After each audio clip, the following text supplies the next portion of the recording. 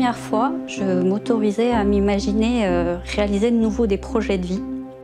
On espère que ce soit une erreur, vraiment une erreur. On prie pour que ce soit une erreur. Enfin, on avait trouvé quelque chose parce que je sentais bien que c'était pas normal.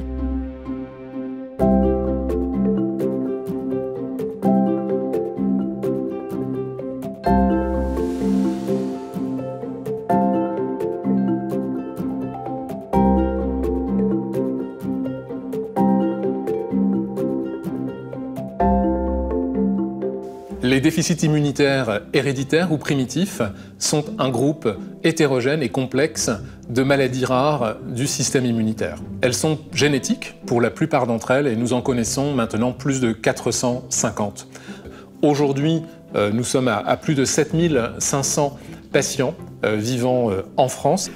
Les déficits immunitaires primitifs sont manifestés par des infections, des complications allergiques, auto-immunes, inflammatoires, prolifératives, incluant des cancers. Ils touchent des enfants, y compris des enfants tout petits, mais également des adultes et des adultes âgés potentiellement. Il existe donc un délai médian de 6 ans entre l'apparition des premiers symptômes et le diagnostic de déficit immunitaire, sur le plan clinique tout du moins, ce qui signifie que 50% des patients en France sont diagnostiqués au-delà des 6 ans de cette médiane et potentiellement plusieurs décennies. Il y a donc un retard diagnostique qui peut être préjudiciable pour les patients puisqu'il peut être accompagné de complications chroniques, par exemple une dilatation des bronches qui peut elle-même se compliquer de surinfection bronchique, de suppuration bronchique et de pneumonie. Avec le plan national maladies rares, le ministère de la Santé et grâce au soutien de l'Association nationale de patients IRIS, en 2005 a été créé le centre de référence des déficits immunitaires héréditaires qui s'appelle le CEREDI. Depuis, nous avons constitué un réseau de CHU dans chacune des régions de France métropolitaine, mais également des territoires ultramarins, où travaillent des spécialistes des déficits immunitaires. Ils sont pédiatres ou médecins pour adultes, en immunologie, en hématologie, en maladies infectieuses, essentiellement.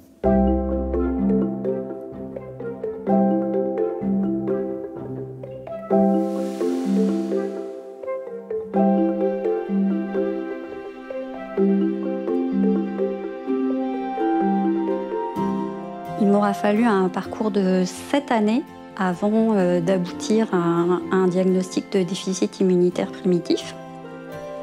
Tout a commencé à mes 31 ans avec une maladie auto-immune affectant les plaquettes, donc un PTI. Là, j'étais suivie en hématologie et au bout d'une année, l'hématologue a décidé d'opter pour l'ablation de la rate comme traitement.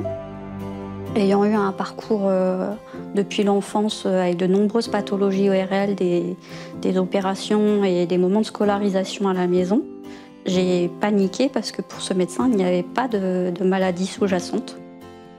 Là, j'ai consulté mon médecin traitant qui, lui, m'a proposé un deuxième avis donc à l'hôpital Saint-Louis à Paris, qui était donc l'hôpital spécialisé en hématologie dans ma région. Et c'est à ce moment-là, du coup, que ma nouvelle spécialiste a investigué un petit peu plus les choses, même si, a priori, il n'y avait pas pour elle non plus d'autres pathologies. Mais ces analyses sont quand même avérées d'autres choses, d'autres maladies. Ces maladies sont chronicisées. D'autres également sont apparues, donc une pneumopathie et à la fois aussi une hépatite.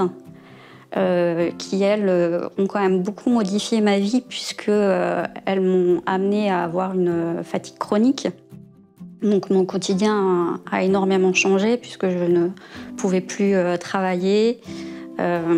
Mes loisirs, j'ai dû aussi les arrêter.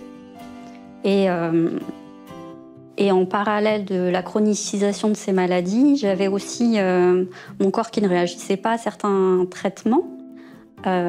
Alors que dans la logique du médecin, ils auraient dû agir. Et c'est comme ça que donc, ma spécialiste a mené d'autres investigations. Donc, on a fait des tests génétiques. Et c'est comme ça qu'à 38 ans et après 6 années d'enquête, le diagnostic est enfin tombé.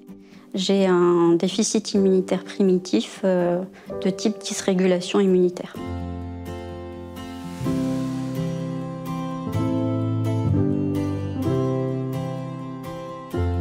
En fait, le diagnostic, je l'ai eu en 2 temps.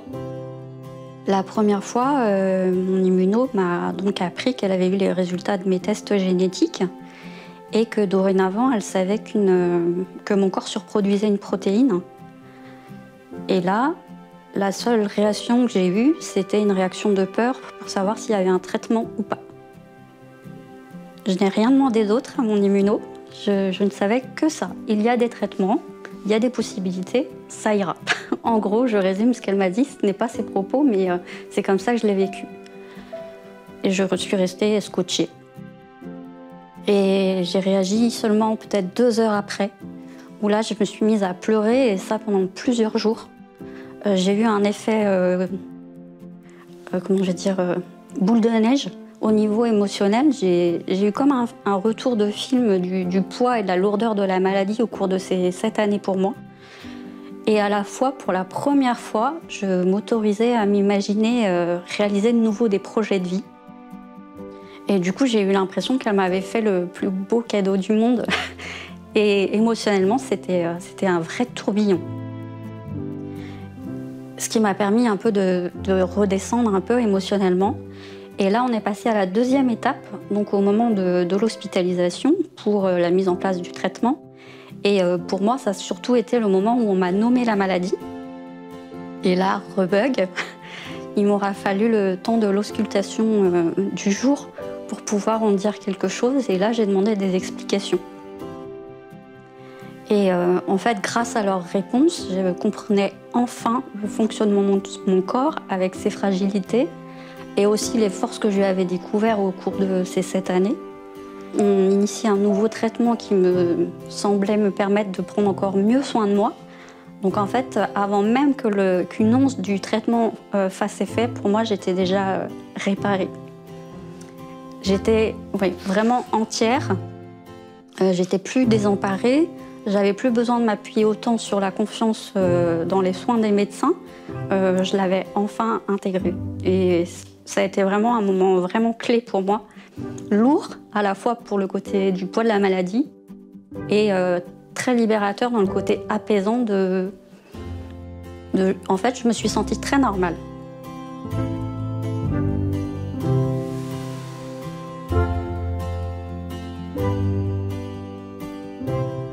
Mon immunologue m'a proposé un nouveau type d'immunosuppresseur, une thérapie ciblée. Cette thérapie ce médicament vient agir au début de la chaîne problématique et vient jouer le rôle de régulateur du flux immunitaire, et ce qui vient limiter au maximum les conséquences de la maladie sur mon corps. Ça a nécessité au départ 2 hospitalisations pour pouvoir coupler la thérapie ciblée avec des traitements plus symptomatiques. Et au fur et à mesure, je n'ai eu besoin que du traitement de fond. Du coup, mon quotidien maintenant consiste à avaler mes comprimés 2 fois par jour. Et après, j'ai également par moment, selon les maladies qui se réveillent, des traitements supplémentaires mais ponctuels. En fait, c'est pour ça que j'appelle ça un traitement de fond. Un traitement de fond à vie.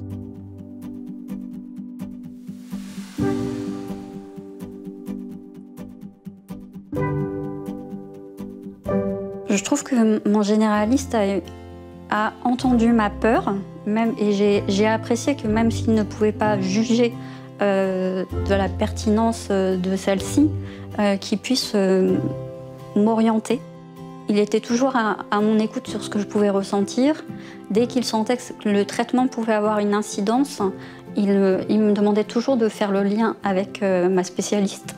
Et du coup, sentir qu'en fait, vous avez des médecins, mais que ce sont une équipe.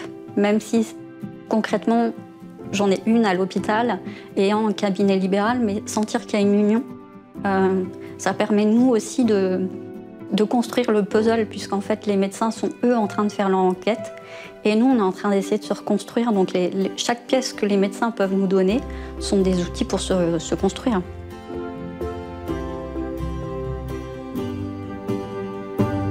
Alors professeur, on vient de regarder les images du témoignage de Suzy, votre patiente. Que pouvez-vous nous dire sur son parcours qui l'ont conduit au diagnostic du déficit immunitaire primitif? Merci beaucoup de m'avoir invitée. Pour moi, c'est très émouvant de voir le témoignage de Suzy, que je connais maintenant depuis plusieurs années. Elle a effectivement très bien raconté son histoire de maladie auto-immune hématologique. C'était un purpura thrombopénique immunologique qui a été multitraité pendant des mois avec beaucoup de traitements compliqués. Et puis finalement, il y a une des possibilités thérapeutiques qui était de faire une splénectomie, d'enlever la rate, qui a été évoquée. Et elle était très inquiète. Son médecin l'a donc envoyée chez nous pour faire pour prendre un deuxième avis. Et effectivement, le premier rendez-vous qu'elle a eu avec moi, avec l'interrogatoire et ses antécédents et les premiers examens complémentaires, je lui ai dit qu'il était probable qu'il y avait une autre maladie associée à ce purpura thrombopénique immunologique, à cette maladie auto-immune, et qu'on allait essayer d'en faire le diagnostic ensemble. Les choses ont évolué, elle a eu plusieurs autres traitements pour les plaquettes qui étaient souvent efficaces, mais qui ont été responsables de façon concomitante d'une maladie inflammatoire pulmonaire, d'une pneumopathie interstitielle, qui a justifié de corticoïdes à forte dose. Puis après, pratiquement dans le même temps, une hépatite auto-immune assez sévère, qu'on a pensé être liée à des médicaments. Enfin, on voyait bien qu'il y avait ces éléments pleins de lymphocytes qui arrivaient dans le foie et dans les poumons et qui étaient probablement en rapport avec aussi cette maladie. Et puis on a décrit à ce moment-là le déficit immunitaire qu'elle avait, le déficit immunitaire qui est donc un défaut qui touche la molécule stade 3, la mutation qui est responsable, qu'on voit dans ce déficit immunitaire-là, donne une activation constitutive et trop importante de la voie de signalisation qui dépend de cette molécule stade 3. Et en fait, c'est une maladie qui avait été décrite en 2015 par principalement une équipe de pédiatres avec des enfants qui avaient moins de 10 ans au moment du diagnostic. Et l'atypie chez Suzy, c'est qu'en fait, elle avait 31 ans au moment de ses premiers symptômes de maladie auto-immune, même s'il y avait eu un peu des signes avant-coureurs avant en termes d'infection. Donc ça a été, en fait, c'est l'identification génétique que j'ai proposé au bout de quelques années d'évolution, qui a permis de faire le diagnostic de cette mutation de stade 3 et qui ensuite a permis assez rapidement de commencer le traitement qui était efficace dans cette maladie-là, puisqu'on a un médicament qui a été inventé, un inhibiteur de cette voie de signalisation, qui a été inventé pour d'autres circonstances, pour d'autres maladies hématologiques et qu'on a pu utiliser dans son cas, puisqu'on sait que la maladie active de façon constitutive cette voie de signalisation. Donc les médicaments qui sont utilisés aujourd'hui pour elle sont extrêmement efficaces, ont été extrêmement rapidement efficaces. En quelques semaines, elle a récupéré un chiffre de plaquettes normal et on a pu la sevrer complètement dans les médicaments qu'elle était obligée de prendre, des analogues de la thrombopoïétine, etc., qui permettaient de maintenir un chiffre de plaquettes qui était vraiment médiocre, mais qui lui permettait de vivre à peu près normalement. Et donc là maintenant, il y a plusieurs mois qu'elle prend ce traitement-là et elle va beaucoup mieux. C'est-à-dire que les plaquettes sont normales de façon régulière, elle fait des bilans de sang de façon très espacée. Et elle va beaucoup mieux aussi parce qu'elle a compris ce qu'elle avait, elle a mis un nom sur sa maladie, on a trouvé un traitement ciblé adapté à la mutation génétique et donc c'est effectivement très important. Et je dois dire qu'elle a été un acteur absolument fondamental dans tout ça, à la fois dans son désir de prendre un deuxième avis, parce qu'on aurait pu faire la splénectomie, je pense qu'elle n'aurait pas guéri de cette maladie-là, et qu'on aurait rajouté un déficit immunitaire lié à la splénectomie dans son cas. Et l'autre chose importante, c'est qu'elle a été acteur de la communication entre les médecins qui s'occupent d'elle, que ce soit les médecins de ville, effectivement son médecin généraliste, mais aussi nous, parce qu'elle tire très facilement la sonnette d'alarme, elle appelle quand ça ne va pas, elle met un mail, elle envoie ses examens de sang, etc. Et elle demande des explications de façon très régulière sur le suivi et comment ça va et où est-ce qu'on en est, etc. Donc c'est un personnage important aussi et une personnalité très forte en termes d'actrice de son propre destin, y compris médical. Merci beaucoup pour votre regard médecin sur ce parcours diagnostique de Suzy. Maintenant, allons prendre de ses nouvelles.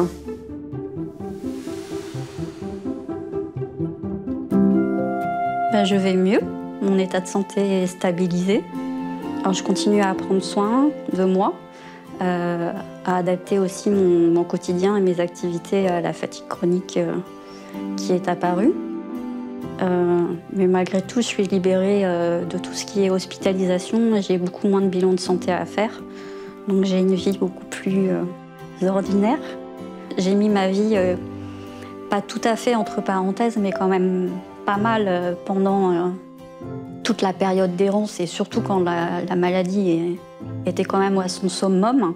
Donc là, j'ai un petit peu, je suis face à une page blanche et je dois tout réécrire. Enfin, du moins tout écrire. C'est une nouvelle vie. Ces vidéos sont donc une opportunité pour tous les soignants et tous les patients de pouvoir prendre contact avec des spécialistes des déficits immunitaires qui travaillent dans le CHU au plus près de chez vous, dans votre région, et vous pouvez obtenir leurs coordonnées sur le site internet du CEREDI.